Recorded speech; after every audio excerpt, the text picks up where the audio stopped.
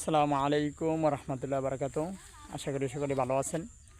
তো প্রিয় ভিউয়ার্স, আপনারা যদি ফলোয়ার বাড়াতে চান, অন্যদের কাছ থেকে ভালোবাসা নিতে চান, তাহলে আমি একটা কথাই বলবো, আপনি সুন্দর করে ভিডিও করে যান, আপনার কথার ধরনগুলো ঠিক করেন, তাহলে মানুষ নিজে থেকে আপনাকে ভালোবাসা দিয়ে যাবে।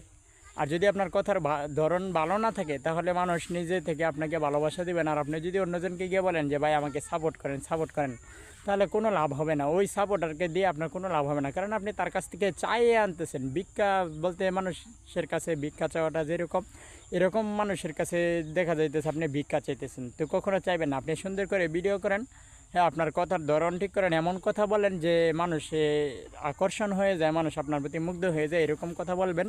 হ্যাঁ, তাহলে দেখবেন আপনার ফলোয়ার বেড়ে যাবে, আপনার ভিডিও ভালো বলতে রিচ হবে, আপনার ভিডিও ভালো ভাইরাল হবে।